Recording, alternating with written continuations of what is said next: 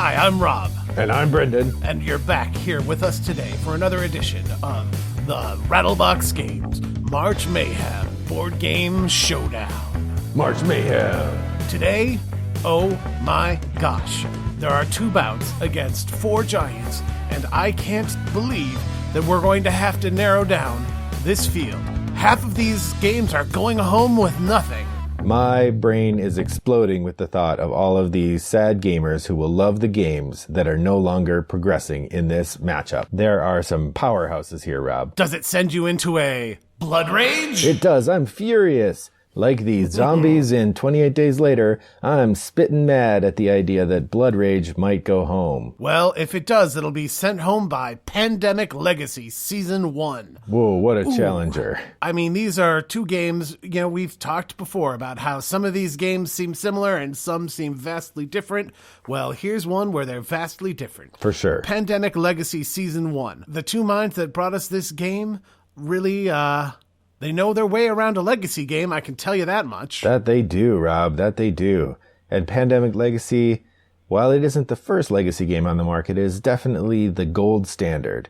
When people look at new legacy games, they say, does it match up to this giant, this titan of the industry? Well, you were talking about giants and titans. Then you might want to look over at Bloodrage, because some of those minis are kind of approaching the status of maxis. Yeah, they are. You get some of those monsters on the board and your opponents will tremble.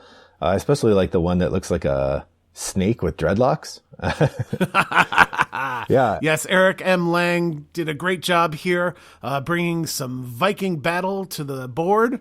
The spiritual predecessor to the vastly popular and no less giantly beminied game that we all have come to know and love, that is Rising Sun. Absolutely. And, Bloodrage certainly earned its pedigree. We've talked before about how some of these games come out of a series of games that help the developers really refine their strategy. And, Bloodrage is really the mix of two previous Eric Lang games we have. On the one hand, we have Midgard, which had a lot of the same area control strategies and card drafting. And on the other hand, we have Chaos in the Old World, Warhammer 40,000 themed area control game. And you blend those two together and you get Bloodrage, and it's a tough one to beat. You know what else you get when you blend those together?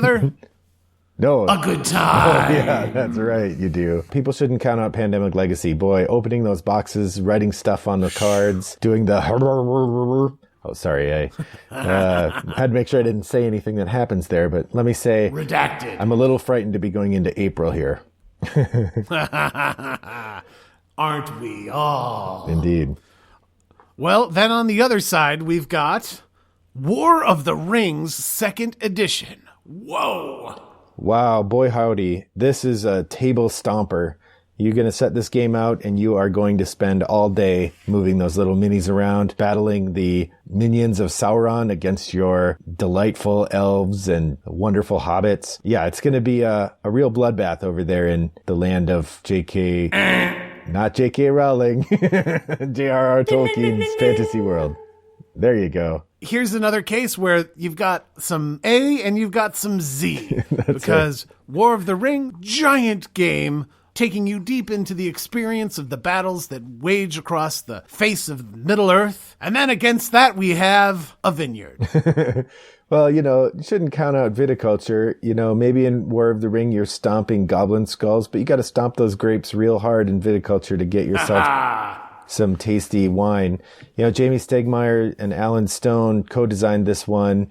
And then they brought in Morten Peterson to do the solo mode. And this game, despite being an early design from Stegmaier, has just shot up the ranks. And people really, really like this game about making booze. I see this at my game club on the table on a regular basis. You'd be a fool to count this out. You'd be a fool not to be on your toes whenever you see the word Stonemaier Games come up against you here in the bracket. Indeed, there are few publishers with more fan love and, frankly, a little fan jealousy than Stonemaier Games. So, yeah, definitely can't count them out. You'd be a fool to do so. Indeed.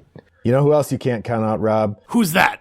The audience, because they're going to go over to Twitter and they're going to vote to tell us which of the two games will proceed from the four games in the matchups today. That they will. They're going to go to @GameFightShow on Twitter. GameFight Show.